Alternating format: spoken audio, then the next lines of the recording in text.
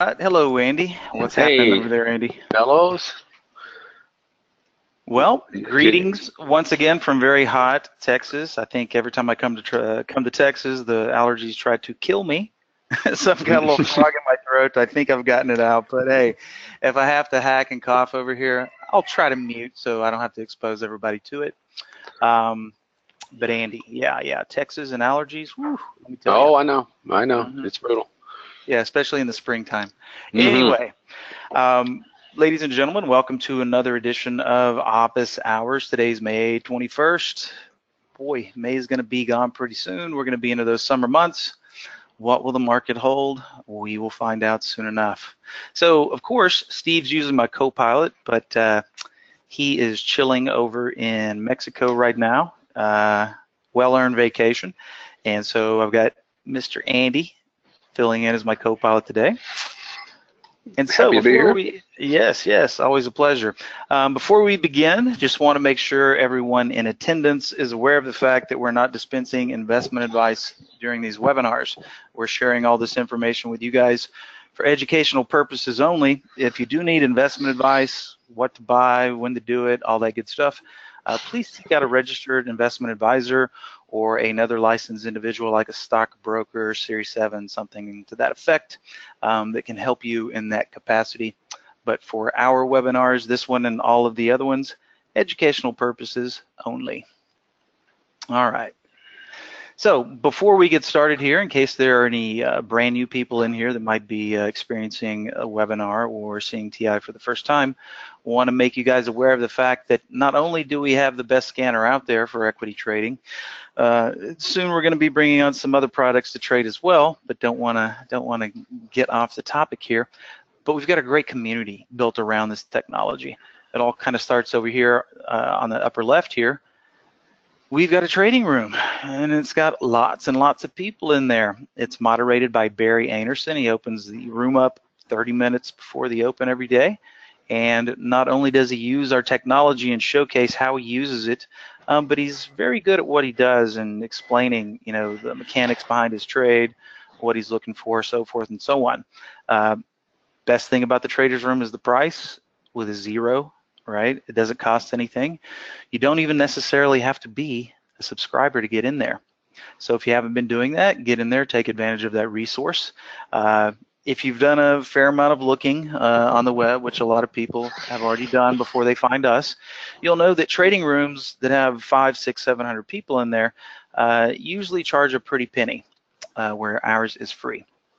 Of course, today is Office Hours Monday with myself, Andy today, usually Steve. Trade of the week, Tuesday, once again, usually Steve. I think Sean's going to be filling in on that day. Is that right, That Andy? is Okay. correct. And Sean is also, wields quite an arsenal of trading skills for the longer term as well. So he'll be a great fill-in tomorrow for Trade of the Week. Q&A demo on Wednesday. We like to change it up a little bit on Hump Day. We bring in Dan, the founder and CEO, Trade Ideas, along with our CTO, Mr. Brad Williams. So always an interesting webinar. And then Andy's going to round out these 5 o'clock Eastern webinars on Thursday with the Trading Studio, and I ride shotgun with him. And of course, Friday, our ever popular, all-out support webinar that lasts anywhere between 2 and 3 hours, depending on the crowd. And that's really just reserved for anything TI related, with the exception of Brokerage Plus. We'll be adding that to the mix once that thing comes out of beta testing, which they tell me is relatively soon. So that thing's been in beta testing for quite some time and is starting to drive a lot of transactions over at Interactive Brokers.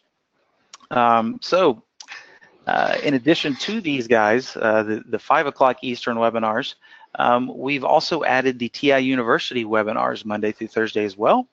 Those begin at 12 Eastern and usually go for about an hour and a half. And we've got specific curriculum. Monday is going to be beginners, and then Tuesday, Wednesday, all the way to advanced on Thursday, which I host. So if you haven't been taking advantage of those and you're a new user and really want to get the jump on the learning curve, then cruise over to our website and check out the TI University classes. Get on the email list for those, and you'll be good to go. All right, and here they are. I forgot, I blanked out, forgot Scott had created this great little slide. So exactly what I was talking about here: beginner, 201 and 101, intermediate, and then advanced on Thursdays, 401. So 4 different levels out there for everybody in the mix. Now, wanted to take a brief moment here to kind of show the impact of how what impact the AI has had on our subscriber base since we launched it back in January 2016. So at the very end of this year, Holly will be the ripe old age of 3. She'll be a 3-year-old. So obviously the numbers speak for themselves, and this chart says pretty much everything you need to know about how the crowd has been embracing AI. So very nice chart there. Of course, myself, Andy, Steve, and Sean put together a book not too long ago. It's basically a good way to prepare yourself for when this bull market ends and we get a lot of downside action when we turn into a bearish market. Now, of course, some people thought that was going to occur not too long ago, but as we'll all see here when we start taking a look at the charts and Andy does the market recap, it's looking more and more like that's not the case. Of course, nothing is for certain. In any case, knowing how to take advantage of the short side, something that you want to be familiar with before you actually need it. All right, you don't want to be scrambling at that time to learn these techniques. You want to have it in your arsenal before.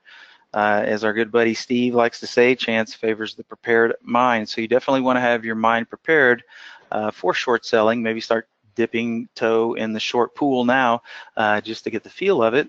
Now, we released this book. Oops. We did have a pretty good timely release of the book right about here, and then we can see what happened to the market. So we've already gotten a lot of good, not reviews, I should say, but a lot of good feedback from this book. Let me pop back up here, and if you want to download it, here's the address right here, tradeideas.com/ebook. Go ahead and download that, guys. Start perusing it.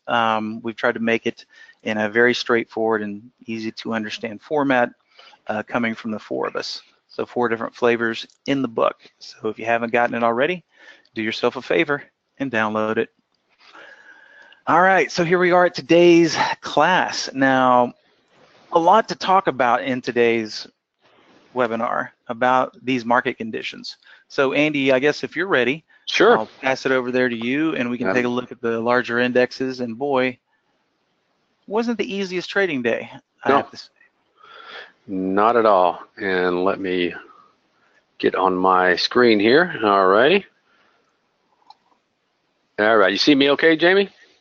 I do. Okay, so let's take first, we always kind of like to look at the spiders, and the reason we do it because it comprises of 500 stocks. It's less weighted than what you might find in the Qs, and obviously the Dow is only 30 stocks, so it's once again a little bit antiquated. But spiders, it does comprise of the top, 500 stocks. So, and the weighting is more equal than what you're going to find in the Qs. So it's a good little barometer over the overall market. But so this is what we're looking at today. We had a big, impressive gap up, based upon the China-U.S. trade news over the weekend. Kind of gapped the market up, and I just kind of want to look at the intraday a little bit to see what we were looking at, what Jamie was talking about. We had a gap up and then a nice spike, in the first 15 minutes of the day, and then pretty much just noise. You can see the 10-period moving average there goes to highs, we go to lows, and then we just kind of teeter back and forth across this line and then kind of have a burst into the close. Not sure what all that was about, but the volume, relative volume was only 0.87. So, boy, you would think after that news we had over the weekend that maybe, that would have really brought some serious buying into it, and I didn't see it today. That doesn't mean anything that negative, but if you really want to be enthusiastic about a continuation move and eventually taking out this highs, you would like to see a kind of a better intraday action than what we saw in the spiders. But nonetheless, I mean, if you look at it technically, we did lift up out of this wedge and came back and tested it. Now we're just kind of maybe channeling sideways. It's hard for me to get excited about it because I'm just noticing it seems like nothing really fundamental is moving the market right now, and it's just kind of, we're seeing gaps on macro news events, which well, I guess one could argue that was fundamental news over the weekend, but nonetheless, I'm seeing a lot of apathy in the market. In other words, it just cannot get going in either direction and doesn't matter, the news and even the earnings. It's been an incredible earnings season, and for whatever reason, maybe it was baked in from all the buying we had last year in 2017, which was an incredible year. I think a lot of people were buying into the projected earnings, and a lot of times that's what you get. It's buy the rumor and then sell the fact. The sellers are getting rid of stock at these levels, even though the earnings are great. But for whatever, and in the Qs, I was looking at the Qs today, and boy, it was really a ho-hum day. I mean, they only finished up about 0.5%. Nothing really going in the Qs today. You can see it's still a long ways away from this kind of a 2-month high it hit 5 or 6 days ago. So technically, everything is still pointing to the upside, but it's just, once again, I would not be surprised to see this market fall right back down in its into its channel, just because I'm just not seeing any to the upside in this market. But it's not our job to predict, and we still kind of got to follow what the footprints in the sand are showing us. And for right now, we're above our moving averages. Everything is technically lining up. It's just really apathetic right now. IWM's a little bit different story. Yep, sure is. Okay, we broke out of this level right here, and boy, the IWM standing on top of the mountain, and waving their hands to the Qs and spiders, and said, "What are you waiting on, man? Let's go," and we're just not seeing it in the major indices. And what does that mean? I don't know. I mean, like I said the other day, usually it's not the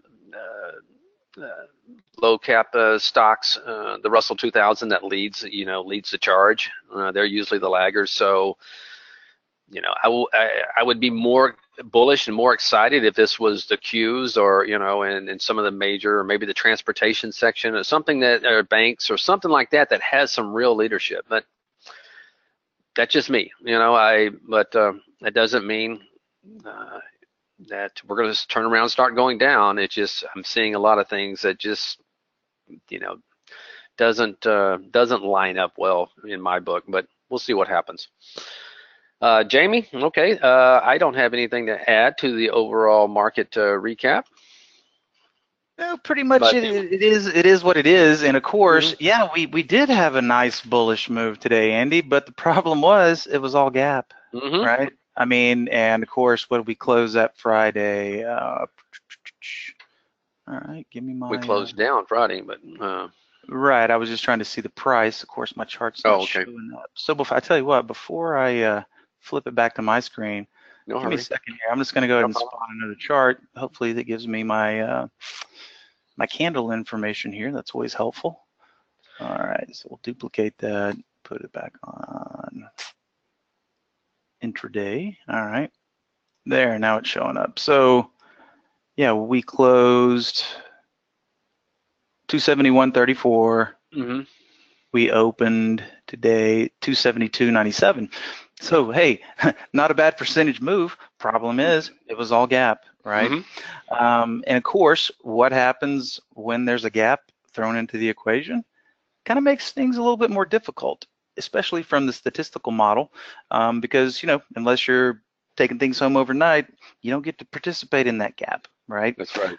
So it's kind of like a lot of the fuel gets burned up in that session, and you really have to have a lot of fuel if you want a continuation out of that gap. And of course, that's happened before, but typically we see that in the part of the market run up that we saw before the little correction, if that's what you like to call it.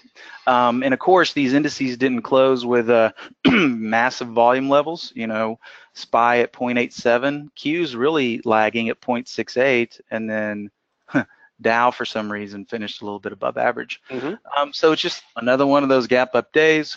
Let me go ahead and grab it here, and I'll switch it back over to my screen. All right.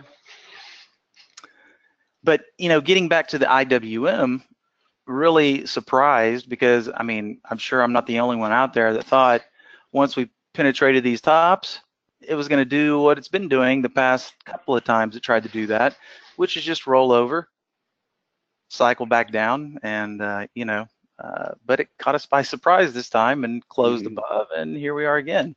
As Frank was commenting in the questions box there, well, when that starts to happen, isn't that the sign that we're at the end of a cycle? Maybe.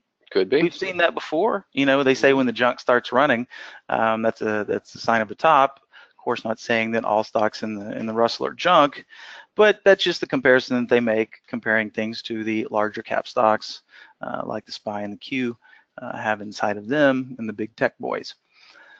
So in any case, on with the show here. Let's see, where did my stack go here? So let's just go ahead and take a look at what we've got on the agenda for today. I swear I have to keep getting used to these new slides. They're very attractive. They look a lot better, but I forget where everything went. I know, okay. Exactly. And of course, you know, Steve made the comment last time the market's tired. Today it looked a little tired. The gap wore it out.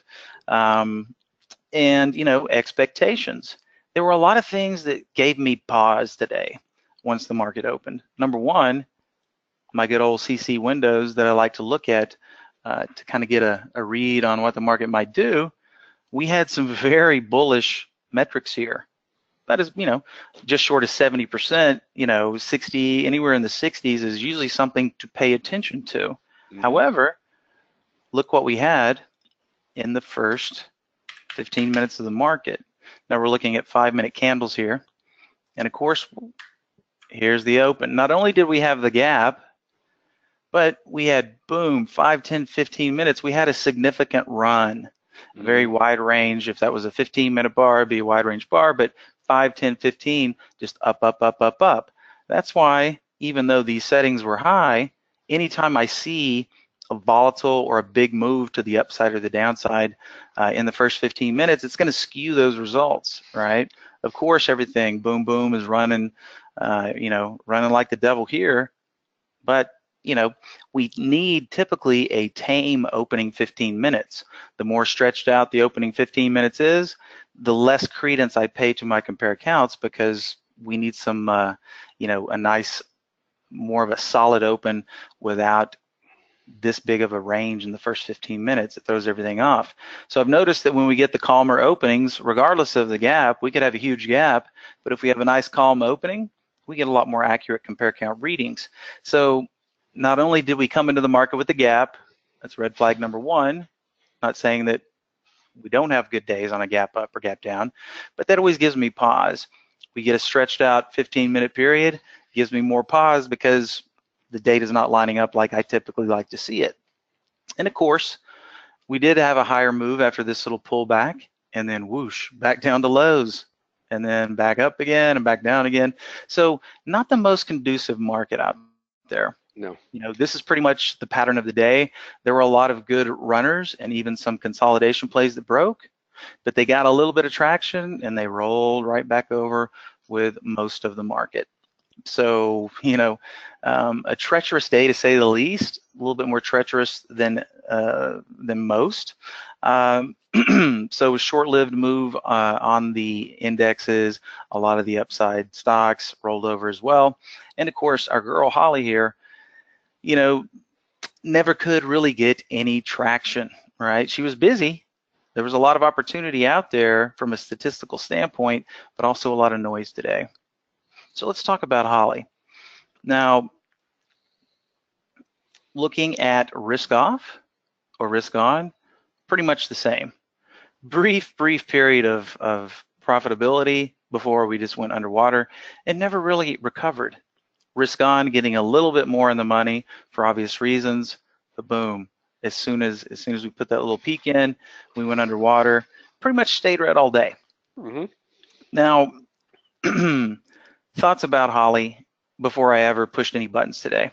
I'm thinking to myself, the IWM is strong, whereas Qs and the SPY are just kind of even though they're both showing up because of the gap up. So I noticed immediately, I'm like, okay, we do have a small cap stock or a small cap strategy in here, Mighty Mouse, right? Pretty much the only one, unless my eyes are playing tricks on me. Mighty Mouse. Wow, look how it performed today. 4 out of 5 for 80%. Strong stocks pulling back 3 for 3. It's just our totals over here weren't very, hey, a penny or two is a winner. So we did have some really high percentage winnings today, but not a lot of profit, 14 and 15 cents respectively out of these 5 trades, 14 cents, 15 cents on the 3 from the strong stock pulling back. So it kind of doesn't matter what you were in today. The motif remains the same. Let's see, what was the resort by symbol here? TANH. Thought this one was going to be a good little mover because, we're looking at where it might want to stop, getting up into this area here with, going all the way back to here. And this one was moving up quite nicely, but of course, eventually it rolled over as well. One that I thought might be a pretty good mover today. Let me just sort by strategy name here. Oh, gotta go the other way. Yeah, Ruby, another one that I thought might come flirt with the gap here. But of course, as soon as we got the signal, a little bit in the money and then whoosh with everything else. And this pretty much just seems to be the flavor of the day. When we sort by risk on, very few winners, not a whole lot of difference between risk off and risk on today. And let me just put something in the middle here to give a little separation there. So here we can see hardly any stocks today showing a spread between risk off and risk on. We got a nickel there. We're even here, maybe 12 cents here, 4 cents here. Obviously, nothing ran, so that's why we're not seeing any higher risk on totals than risk off totals. One thing to point out, seeing a lot more red today than we're used to seeing with Holly. And more stop hits. Stop hits are usually 1 or 2, but today we had 4. Of course, Holly traded 26 times today. Of course, what is the bias? All longs except for 1 short. Tried 1 power hour short. Could find no purchase there either. Now, let me backtrack a little bit for expectations. We had a gap up coming into the session. We had a stretched out opening 15-minute period, which kind of does not do a good service to the compare counts. On top of that, the third thing that kind of made me go, this might be a day to be, very conservative, only the cherry stuff, and sometimes even the cherry stuff wasn't working. But the bottom line is, don't overtrade. Things are not conducive. We're paddling out into some chop, or we're paddling out into, conditions that we might ought to think twice about. So how many strategies did we have today? 13 strategies. Now, on the high side, the most I've ever seen Holly show up with, I'm pretty sure it's 15. 15 has been the top. I might be wrong. It could have been 16, but I want to say 15 and 14 is the top. And then on the lower side, 3, right?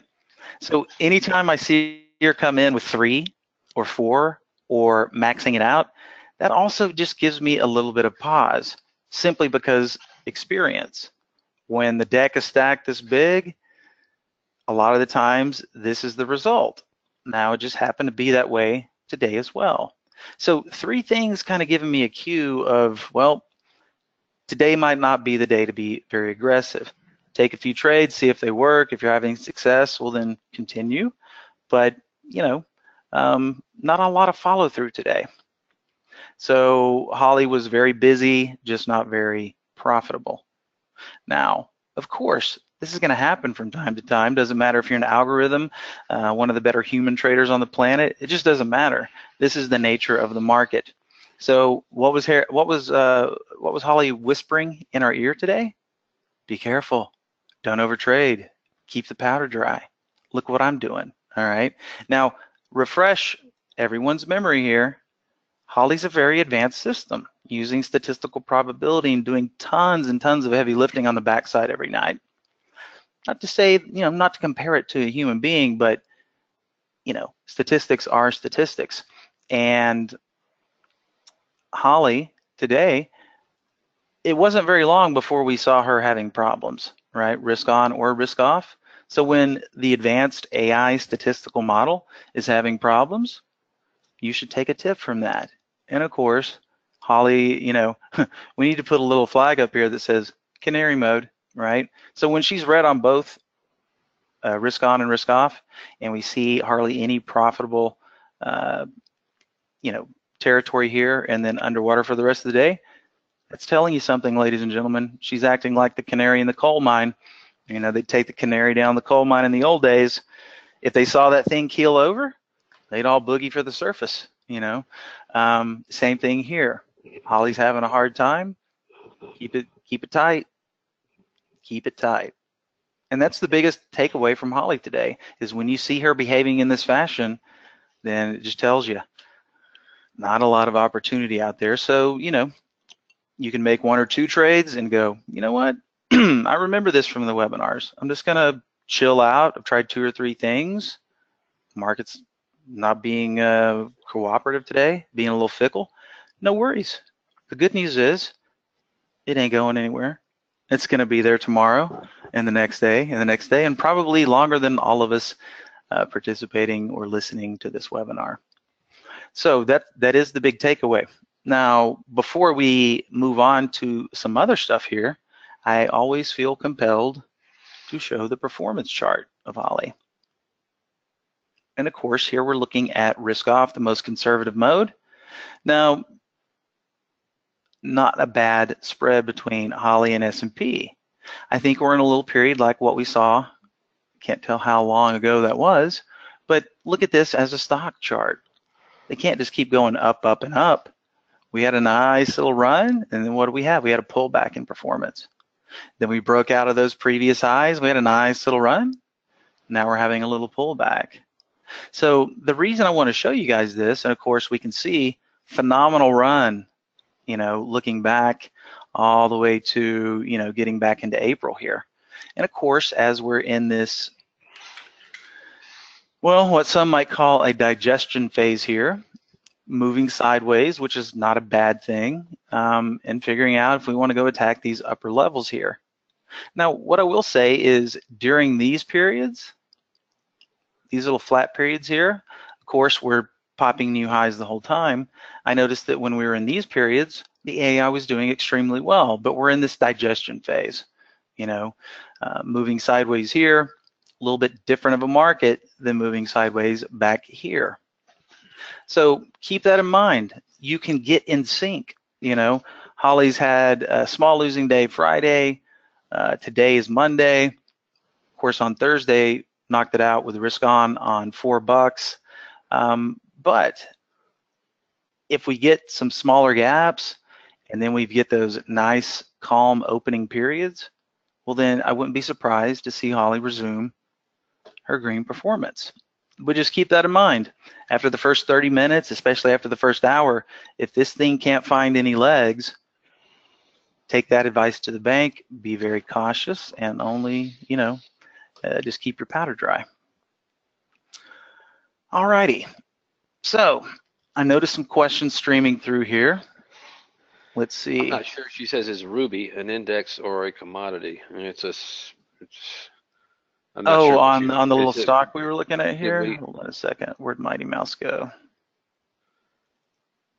That was one of yeah, that was his stock. Yes, the Rubicon project, which we can quickly look down here in our single stock window and get all the deets right here. Technology solutions to the purchase and sale of digital advertising inventory. So yes, it is a stock market REIT. just looking okay. Do we need to address anything else here before I move on, Andy? No, I think you're good. Okay. Mm-hmm. Okay, so getting back to the agenda today. Now, even on days like this, there are some really nice setups from what Andy and I refer to as our stable favorite windows. There's just a lot fewer of them. And of course, one of them, I believe, was pretty much the trade of the day, right? And it's funny because it was in, pardon me while I find my window here, because it was in WWE. Come on, work with me here. Okay. So WWE has been on my radar for the past several days just because of what it's been doing, right? We had the gap, then Friday, and then today, but in a big day today. Now, you know, not just focusing on the big green candle that we see here, but the nice and cozy entry that was provided to us if we were watching Turbo Up Family, no resistance today. Now, before we get into the chart, just let me explain what Turbo Up Family No Resistance is doing. And, you know, Andy's got his own versions of these high volume windows, high-low pro, right? Extreme volume for yours, Andy. This one is a little bit different. I know you're using some options volume and probably some higher 5 and 1 minutes volume requirements on yours, but these are looking at the 1 minute volume metric to add that volume that we like to see. By the way, it doesn't matter what type of continuation play you are engaging in. The more volume that's coursing through that stock when that sweet entry happens, the better your chances of success are. Now, on this one, we're using 1 minute volume of 3 times or higher in the prior 1 minute candle. Now, there's a second part to this strategy, which you can see right here, no resistance. Well, what does that mean exactly? Well, we're also adding this guy, position lifetime range, which when we look at the charts and look to the left to see where these things might bump their head on some resistance, there's not anything because they're all-time highs. Now, we've all seen stocks that once they get into this position, heck, we've seen them go on 5, 6, 7 day runs. Maybe this guy goes on a 5 or 6 or 7 day run. You just never know. There's no guarantee. And what I always like to say is it's a very nice attribute to have in a stock that you're long from a nice intraday signal, and then you look over here and you're like, maybe I will swing trade this one. Or if you're intraday, take the money and run. But not a whole lot of stocks following through like this little guy did today. And I chuckle because World Wrestling, really? That's one of the high flyers today, but hey, you know, I guess people like the wrestling. They're even expanding their brand over to Saudi Arabia, which I found quite amusing. But hey, I guess wrestling has no global boundaries. But the bottom line is this. I mean, look at that nice little penetration there, right? We're looking at 5 minute candles here. Not a huge gap up here, pretty much open right where it closed. And then we get this nice little tame 5 minute action here. Nice, easily identifiable bottom and top in the range, and then whoosh, as soon as it breaks above, and this candle right here, it scrolls through, turbo up, no resistance. And then it's just off to the races, right? Doesn't even act like it's gonna throw a wiggle. Now, just for reference, when you're looking at these and you're trying to decide, is this a good entry? Well, obviously, the closer to that break point that we can grab it, great. I mean, anywhere in the green body of that candle would have been a fine entry on this one. And then to determine our risk, everybody's a little bit different. During the time, the gradient would have been down here, but of course, it's up here now. So when the time happens, you can use our auto gradient to identify your smart stop. Or if you're like me, I like to look back at the prior 15-minute period, not including the entry candle. So if this is our entry candle, what do? We look back 15 minutes, 5, 10, 15, which would have been basically making the thing print a new low to get you out here. Not a whole lot of energy expenditure leading up to there, even better. What we don't want to see is something like this leading up to that break point because, well, too much energy expenditure we're more likely to have a pullback. But a nice, tight, small energy expenditure leading up to the break point.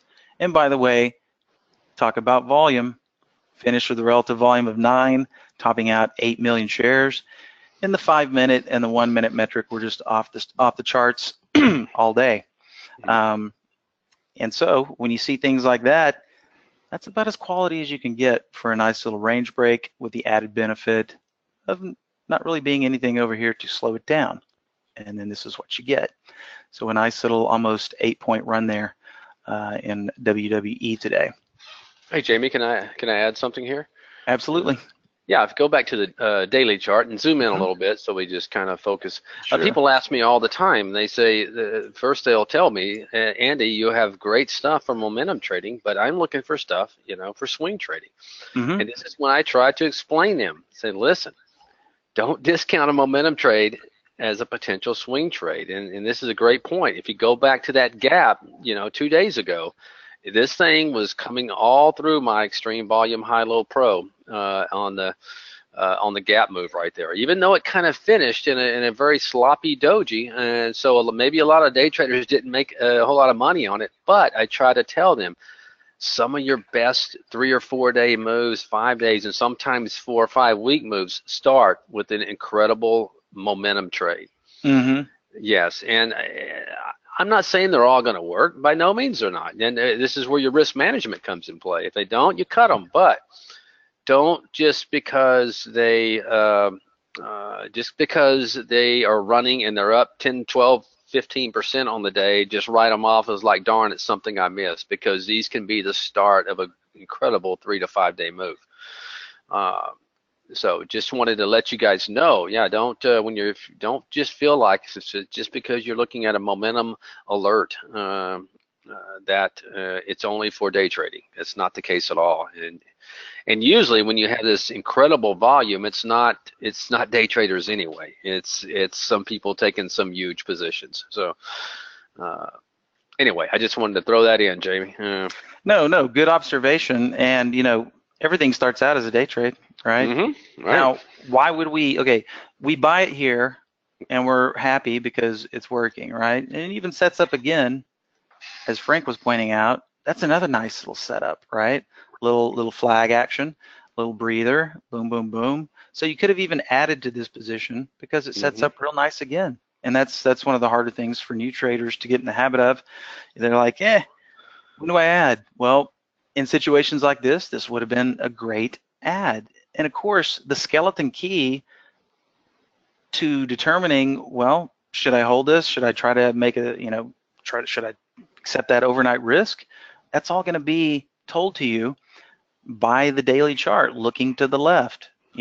Is there anywhere for it to bump its head into? Now, if we were way back here playing it, obviously this area would have been potential resistance, right? But we see nothing over here. And of course, we humans like to complicate things, Andy. Trading is no exception, right? And for those of you who listen to me all the time, you know that I work on the simple is better, right? Simple is better, right? And this is about as simple as a pattern as you can get. And then looking to the left to try to ascertain where it might bump its head, that's simple as well. Now, it's not easy, but the methodology is simple, and the more time you spend in the chair and the more charts you go over and wheel back and go, okay, I see there's some resistance. And let's pull something up that's range bound, right? Of course, WTFC got out of its box today, but I know one of these guys has to be range bound. So here we have a range bound one, right? If we were in this up move today on CVX, Chevron, well, what would our top side have been? Well, we can see that this little area right here is just going to act like, could act like a ceiling, right? Of course, we could go way back here and go, it's matching up perfectly with here.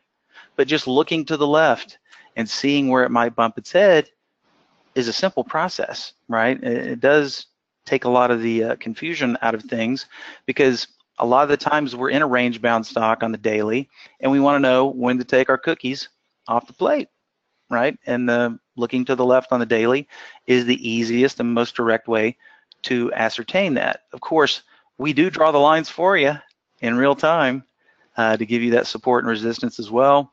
And when we're using the new high as the trigger, see how mine's not doing it right now, Andy? I'm using new high Not doing here. what? Putting the red line up there. And Oh, I guess you probably got to zoom out. Are you seeing it on the daily? No, zoom out. I'm not seeing it on the daily. Oh, that's because there's no resistance. Yeah. Yeah. True. Yeah. There you have it. Okay. Yep. But you know, a nice clean entry on WWE. Plenty of movement there. And then about the only other one that looks real nice at the time that it was triggered was EGN. And of course, what do we, you know, what sector do we have today? Mining, quarry, oil and gas exploration. All right, not as tight as of a pattern, but not a big energy expenditure. Let's see, that's the wrong time. Let me get back on the right time here. There we go. Okay, 8:43 Pacific Standard Time, 11:43 Eastern. We can see the same pattern. You know, dipped all the way down here, came up. Now, if it were just made a beeline with no red bars in there, you know, I would take pause. Once again, energy expenditure, but we got up here and we had a little sideways action. And then we finally popped through, did a little sideways dance again. As you will take note, we do have the red line here now because this guy got out of his box and blew right through it. So it appears, Andy, that sometimes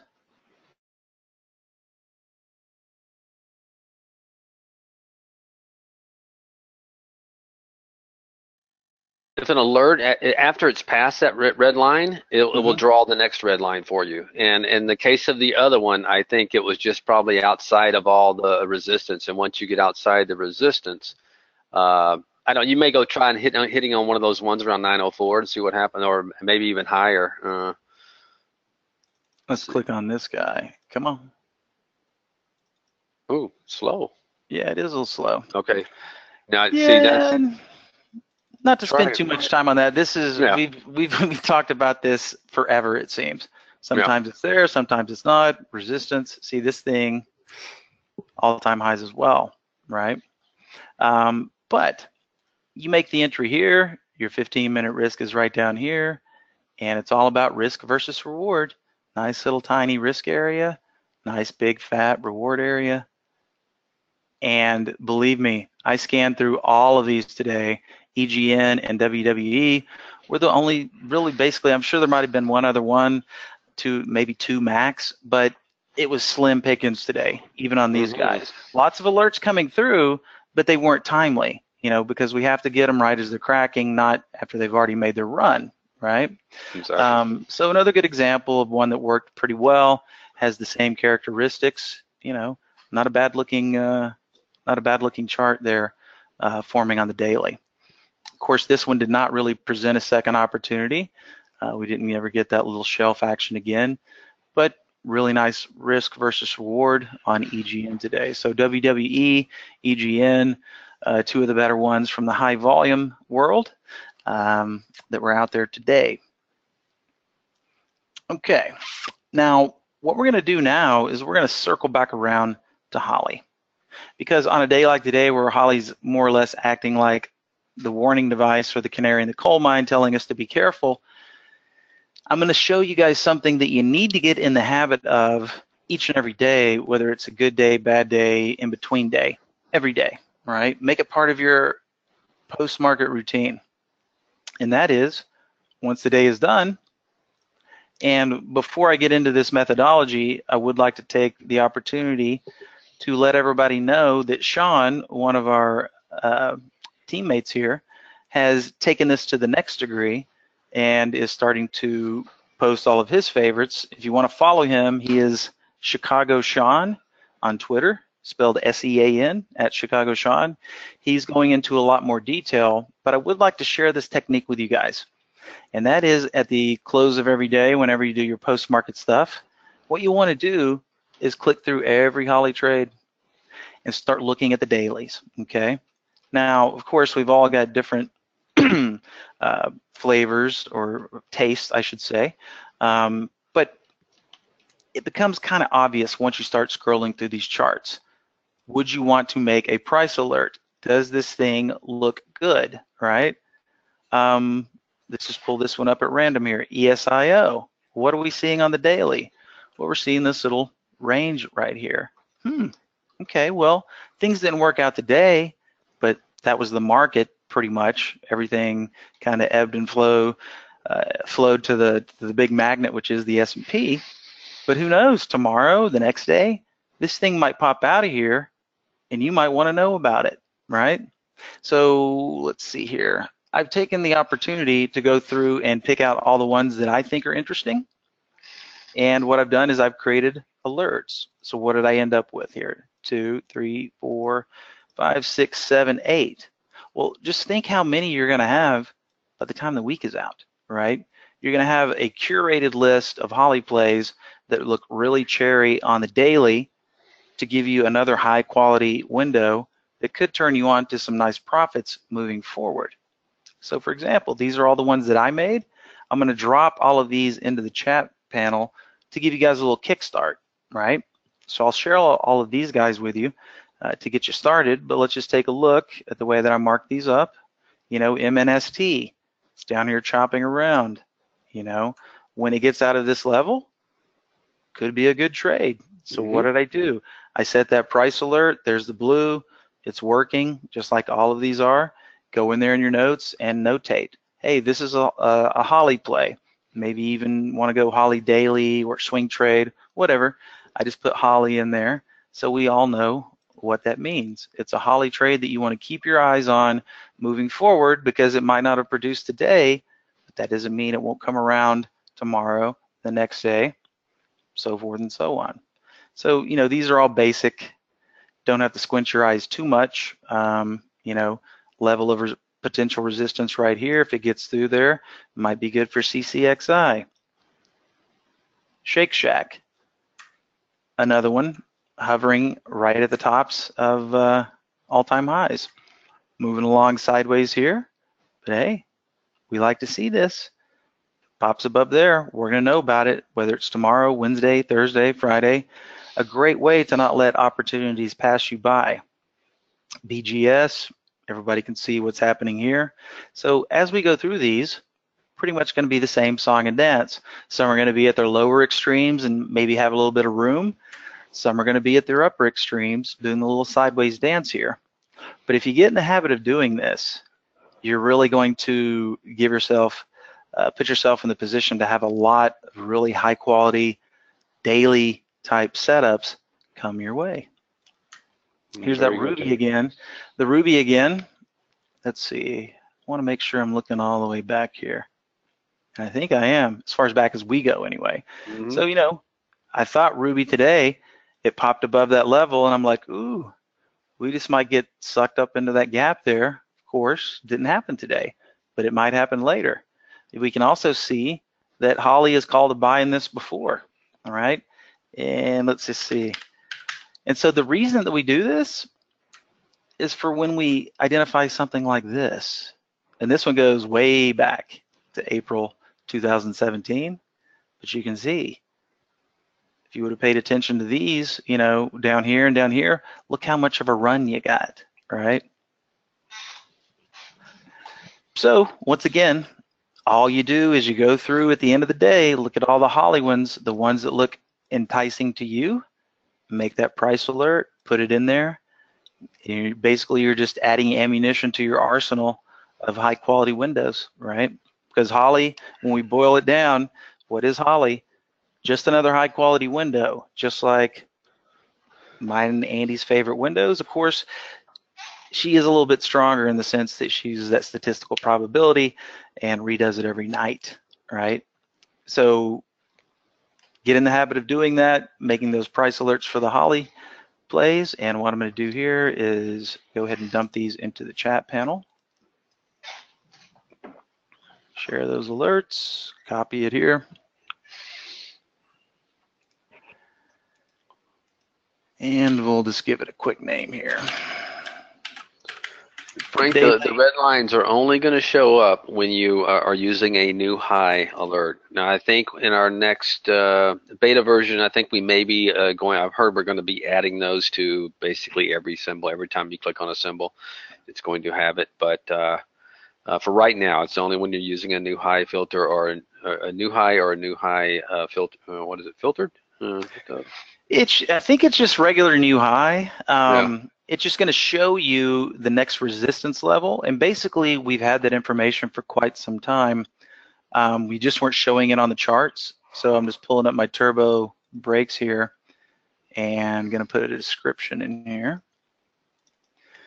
And it's always been present within the system. You just had to glean it from the description column. But now we've taken this information and we're importing it into the charts, so that when you see that red line, it's basically just putting this information in a visual format for you. So hopefully that makes sense. Very good. So there you go, Frank. Until that does come out, maybe you want to add that as a column so you can see it instead of waiting for us to add it to the next version. Yeah, because I still really haven't figured it out. Sometimes it's there and sometimes it's not. Using the new high as the alert. Maybe it has something to do with the filter set. I'm not really sure yet. No, I figured it out, and it's basically if it's in other words, I've seen several cases where if I click on it, it will show the line, but then an hour later, if I click on another one and it's all the way through the line and there's no resistance, you will not see it anymore. So as long as the price the price action is below the red line, it will show, but then once it breaks out, you're not going to be able to see it anymore unless you click on it. Well, there you have it. Yep. Okay, wow, just looked at the time. I think we got about 4 minutes left. So Scott, if you're ready to tell everybody how they can save some money if they're a new subscriber or maybe they want to upgrade to premium, we're ready for you. Yeah, sounds good. Thank you. Let's pull the deck back up. A couple items. Sure. We do have a podcast, and we had a new episode out on Friday, so if you missed that, you can still grab it. It's still fresh. Just subscribe to Trade Ideas Podcast in whatever app you listen to podcasts in. Easy to do. Just search for Trade Ideas Podcast in the app that you use. Hit subscribe. You'll get that new fresh up. And then you're ready to get the next one on this coming Friday. Don't miss out. We have a discount code available for you. Use Holly May this month, all caps, and you can save 15% off your new subscription or an upgrade. So if you're a standard subscriber and you want to get into premium, just go to the homepage of Trade Ideas. In the upper right, there's a login button that'll take you to the account management section, and then click on change your subscription after you log in. Use the code. Thanks, everyone, for joining us. We'll have a recording up later on tonight or tomorrow. Follow us on social media. Jamie Hodge is QuantBot on Twitter. Steve Gomez is Today Trader. Dan MIRKIN is Trade Ideas 1. We also have at Trade Ideas. Go to Facebook and follow us on, or like our page, Trade Ideas Pro on Facebook, and then you can share everything we post with your friends. Thanks, everyone. Send us a link. Send us any emails to info@trade-ideas.com with your questions. We'll see you in the next webinar. Thanks. Thanks, everybody. Jamie and Andy. Thank you, guys. We will see you guys tomorrow. Bye-bye. Bye-bye.